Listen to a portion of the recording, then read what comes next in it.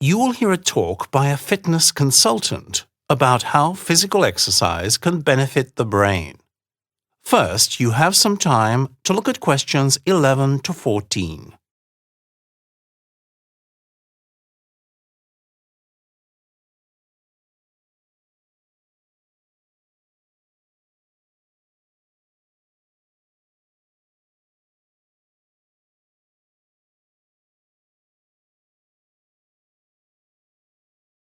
Listen carefully to the first part of the talk and answer questions 11 to 14.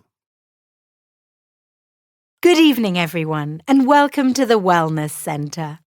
My name's Josie Drinkwater, and I'm one of the fitness consultants here. Before we get on to anything else, I've been asked to give you a short talk about what our aims and methods are, and how physical exercise can benefit the brain. Now, I understand that you've all signed on to this course because you're worried about memory loss or worse. But judging by the average age of all of you gathered here, I'd say you are looking to the future and are taking action to prevent a decrease in brain function. We've all been in situations where we've forgotten somebody's name or walked into a room and forgotten why we went in there, or repeated ourselves in conversation, or forgotten what we had for dinner last night. This doesn't mean the onset of dementia, which is what some of you are worried about. There are a number of explanations for such lapses. Not paying attention when someone is introduced, having too many other things on your mind, stress, inability to focus because you're tired, and so on. A general rule is, if you can remember that you have forgotten something, you're not losing your mind. Now, there are many things that keep your brain healthy and flexible. Obviously, the more mentally active you are, the longer you stay mentally active. Add to that diet, proper sleep, and an active social life, and your mental well-being improves enormously. Being in love also helps, as it releases feel-good chemicals in the brain. Travel and visiting unfamiliar places helps too, as challenging the brain with new experiences, places, languages and people will make your brain work in new ways and break up the sameness and habits of the everyday. However, this course is about the benefits of physical exercise on the brain, so you'll have to do the falling in love, travelling and socialising yourself. We all know that exercise can strengthen the body, lower stress levels and keep your weight under control. But it's less well known that regular workouts can help improve cognitive function and even alter the way your brain works. It can improve speed of learning and both episodic and long-term memory. There are also signs, and you'll all be pleased to hear this, that it may halt the natural decline in memory and brain size that occurs in middle age and beyond. Right, before I get onto the list of what we're going to do, I should point out that while all physical exercise is good for brain function, some activities have specific effects on memory, learning, and emotional health. Now you have some time to look at questions 15 to 20.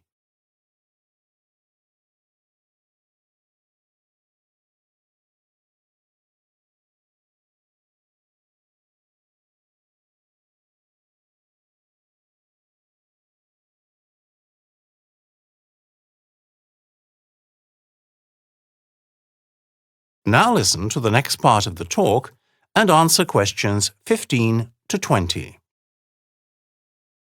We'll be looking at 6 forms of exercise and their effects on brain function: yoga, swimming, walking, running, weight training, and dancing.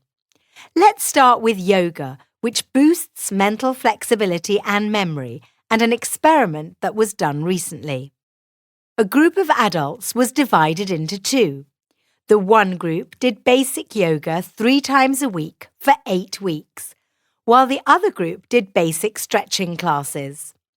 At the end of the period, those who had done yoga were faster and more accurate with information recall, mental flexibility, and switching tasks than before, and a significant improvement in memory. The stretchers saw no real improvement. Not bad, eh? For some reason, being in water increases blood flow to the brain, so swimming benefits in this way, thereby increasing all-round cognitive ability.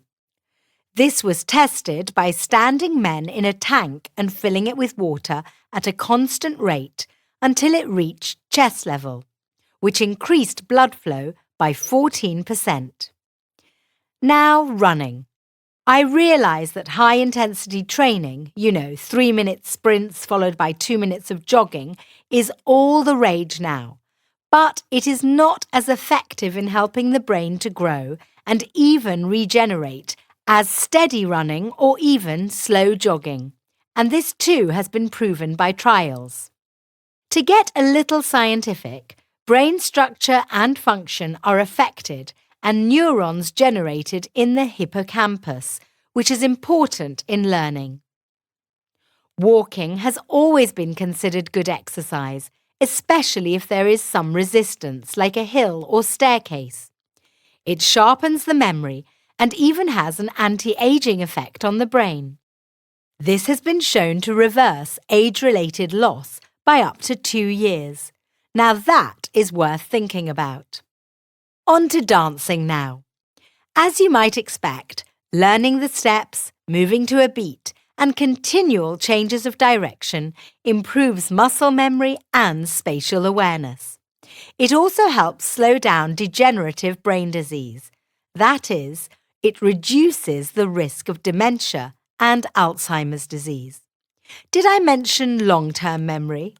It helps with that too, as well as being great fun. And finally, weight training. You may think all this does is build muscle and make you look like Arnold Schwarzenegger, but in fact, it can reduce age-related brain shrinkage that occurs naturally from middle age onwards. It may seem a bit dull compared to dancing, but does have its beneficial effects. So, now you have the information. I'll show you around the facilities and you can choose which activities you'd like to start with. That is the end of section 2. You now have half a minute to check your answers.